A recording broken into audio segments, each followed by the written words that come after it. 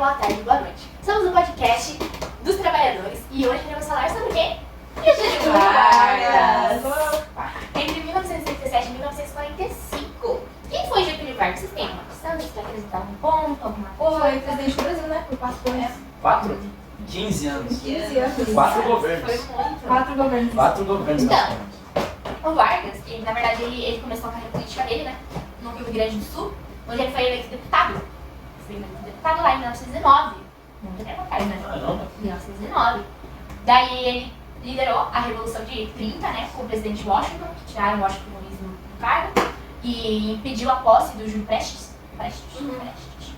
E aí, Vargas assumiu a presidência em 1930, por meio do golpe de Estado. É importante reforçar também que quando ele assumiu, ele fez 4 anos de governo provisório.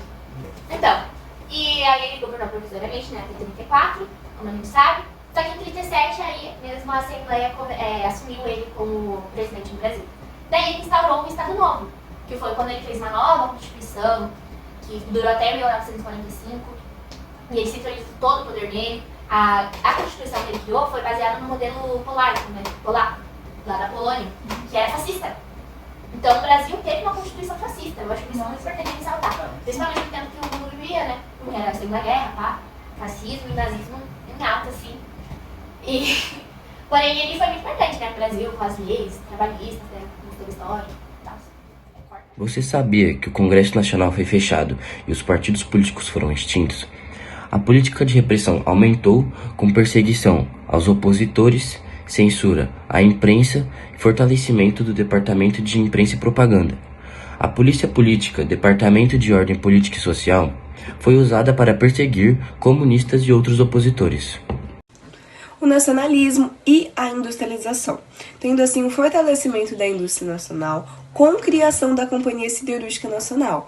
Vale ressaltar também o Vale do Rio Doce e a Fábrica Nacional de Motores, e também a proteção à economia brasileira, assim incentivando a substituição de importação.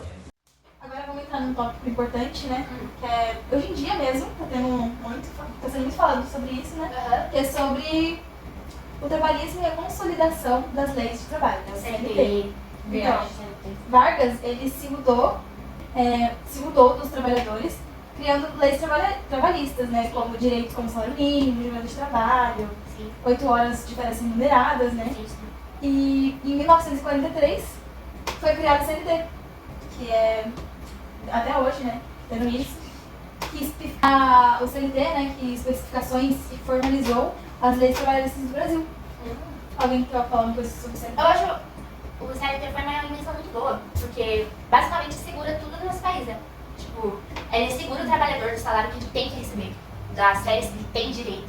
Então eu acho que o CLT é muito importante. Dos horas de trabalho, né? Sim, poderia ser pior. Poderia ser muito pior. Se, por exemplo, o CLT fosse na escala 4x3? Nossa, Não acontece. muitas pessoas trabalham por horas, que era muito ruim para essas pessoas. Outro fato importante, rapaziada, que deve ser levado em consideração e que ocorreu na mesma época em que Getúlio estava no poder, foi a própria Segunda Guerra Mundial, em que ocorreu de 1939 até 45, que foi o mesmo ano em que Getúlio Vargas deu no pé. Inicialmente, o Brasil estava do lado do eixo, Alemanha, Japão e Itália. A gente era racista. Tá ligado? Só que, por pressão social, o Brasil mudou de lado. Indo pro lado dos Estados Unidos, pro lado da aliança. E outro fato interessante que teve peso na guerra, e querendo ou não, nós conseguimos deixar uma marca na guerra, foi que foi enviado a FEB, que é Forças Expedicionárias Brasileiras. E isso, cara, isso já é Cobra tipo vai assim. fumar, né? A cobra, exatamente. Cobra vai A cobra só vai fumar se o Brasil tá numa guerra. E fumou. Um dos pontos muito importantes que a gente não pode esquecer, que é o fim do Estado Novo e a volta da democracia, que com o fim da Segunda Guerra Mundial e a derrota dos regimes fascistas, cresceu a pressão para a redemocratização no Brasil. E em 1945, Vargas ele tentou manter-se no poder, mas foi deposto por militares e substituído por um governo de transição. Ele mesmo saindo do poder, ele continuou popular e voltou à presidência pelo voto em 1950. Não, falei? Esse foi o nosso podcast sobre Getúlio Vargas, o governo até 1945. Agradecemos a sua atenção. Tenha uma tarde fantabulóstica. Tchau, tchau!